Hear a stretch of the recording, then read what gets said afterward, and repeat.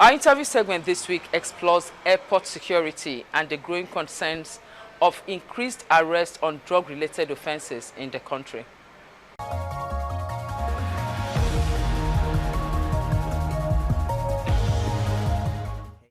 Welcome to this segment. We have joining us today Frank Oyorhigho.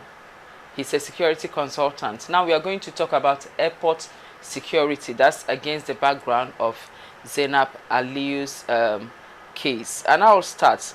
At what point do you think a traveler should guard his luggages jealously, if I should use that word? Well, first and foremost, it should be a practice to guard your luggage. So there isn't a special point. So long as the luggage is with you, up till when you log in. Now, like I would suggest is, rather than leave the moment your luggage is weighed in, wrap it up. So when you wrap it up, nobody gets access to it. But between when you enter the airport and you're logged in, whatever you're doing, so long as the bag is with you, you need to be vigilant. Up till when it is killed and the weight is confirmed and is okay, you wrap it up. At that point, it's no more with you because it's going to go through the conveyor. Then you don't know what happens to the bag anymore. So I think it's in those points, that's when they tamper with it. Not even when you're in the departure hall or the arrival hall. It's at the point where the luggage are being put into the plane. That's when they tamper with it. So for you to safeguard your luggage, wrap it up, no matter how much it costs.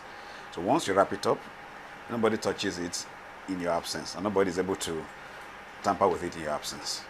So it's an eternal vigilance up till when you hand over the bag to the airport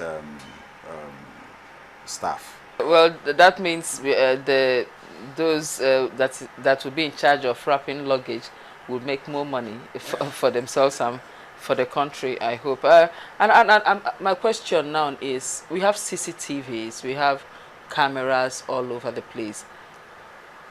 Do you think whoever manned those cameras are also culpable or is culpable? Yeah, sure. It's an insider thing. It's a cartel. It's not one person's idea or action. So, for instance, there are different stages of attendance. So, for somebody's bag to be opened and then anything or the bag is tampered with or something is planted into it, it's not one person's activity. So, it's a group of activities by different groups of people at different points in time where the bag is attended to. So, if they want to manage the process has to be anywhere the bag has a contact. So both the person in charge of the camera, unless of course the camera is not manned by anybody, is just fixed, but they can always rewind and re-roll and see what has happened. Outside that, every other person that is involved in handling the bag is a culprit, is culpable. Because, and again, one thing we must also realize is that there's no point in time where one person is left alone in a function. So it means that for a bag to be tampered with, there are 1, 2, 3, 4 persons in that particular section. So it's a cartel that involves both the external and the internal people who work in the airport. Now we have some countries that that has capital punishment for drug peddling and for drug traffickers. Now, I'm saying, do you think such should be revisited? Instead of capital punishment, you can have life imprisonment, given the case of Zainab? Now, country differs from countries. And if capital punishment had kept the society clean of drugs, they could go ahead with it.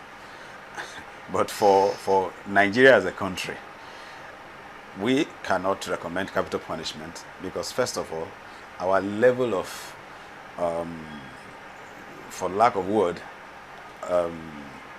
seriousness in handling issues we may be punishing the wrong person or kill the wrong person. Imagine the man who recently was released from jail after 27 years. Yes. Now, is it that there was no proper litigation process that took place, but something happened in the process? So, if for a country like ours, where we are complacent, where we don't tidy up issues, and then you decide to use capital punishment, we're going to be in big trouble because the innocent will suffer. But be that as it may, we're not encouraging that. Encourage people to carry drugs or use hard drugs. But then, how do we get to the point where we will actually be able to help the innocent, just in this case? So it's on that basis that I would say, okay, capital punishment is not advisable.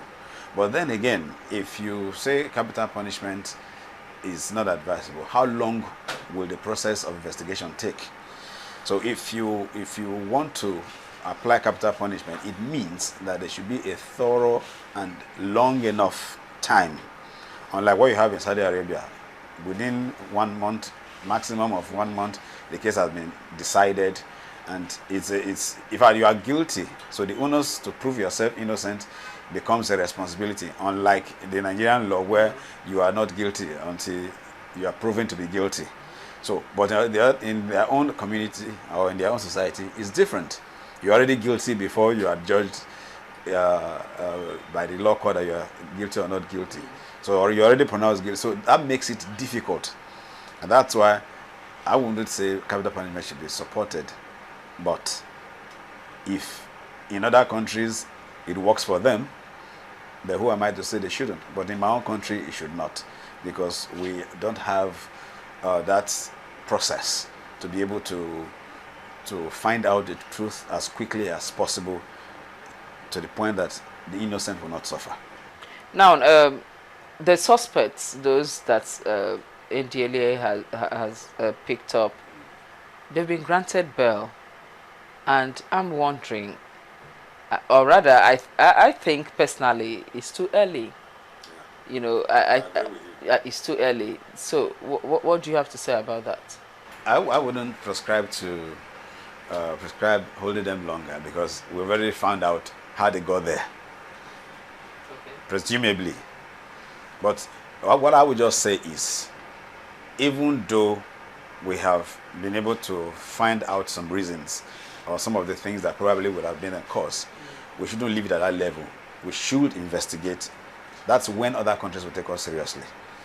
If in the course of releasing them, you get back to Nigeria, they go back to their normal business, everything becomes normal, they will see us as unserious people. But what we should fight for is that they shouldn't be killed, because there's a possibility that they didn't do it, from what we have found out. There's also the possibility that they did, and this is just an opportunity to be able to they are latching on the opportunity or the circumstances to get away with it. For Zainab's case, it has been proven, but for the other guys, was it proven? It was an assumption. So, and because it's an assumption, that's why I would suggest that it is to take them through the legal process to be able to find out whether the Zainab issue is the same thing with their own issue. But if it is not, they will take appropriate step to prosecute them and jail them. Then other countries will see us as people who do not support such crime. So next time something happens and you go to them and say, well, we know you can handle it in your country, you can go away with this person. But if anybody comes and says, oh, they planted it, that means it becomes a cliche for anybody that gets caught. Say, I'm not aware they planted it. So a thorough investigation should be carried out on these people. And if they find out that they are guilty, they should be appropriately punished, but not capital punishment, so that other countries will see us as a serious set of people. If not, the day something happens like this again, which is obvious that it's not their fault, they won't take us seriously. They say, oh, once we let them go, they will just go. Now, finally, what do you think should be the solution? Well, first and foremost, how does the airport authority recruit? So that's number one. They need to involve thorough background check in how they recruit. That's one. Then number two, apart from the normal camera that they have, they should have body cameras on their staff, especially staff in sensitive positions. These body cameras will be connected to a monitoring room so that if you switch it off, it will show. If you decide or try to block the view, it will show.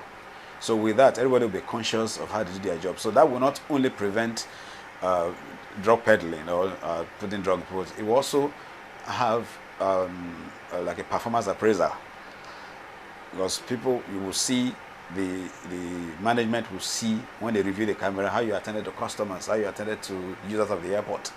So that is very, very important. Body cameras, apart from the normal cameras, background check in their recruitment, and then that's what they call what do you call it now? Consequences. You know, the problem we have in Nigeria today is there are no consequences for offenses. There's always one man knows one man, and one man knows one brother, and that's why people could take one way. People could make a call while they are driving and all that, because there are no consequences. The same thing we have here is the same thing we have abroad. But when you get abroad, you behave yourself, because nobody knows the president's son, nobody knows the president, but there are consequences for every act. So for anyone that bridges the gap or bridges the rule, should face the consequences of breaching the rule. Once there are 10 consequences, people will take you. But it's because the MD's brother is the person who's in charge of this, or he does anything, yes, I will report you to your uncle, put a call through the person. So we should go back and adhere strictly to the rules.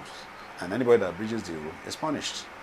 So 3 things that I suggest: background check for recruitment, body cameras for the staff, and consequences should be apportioned for any breach in the course of doing their duty.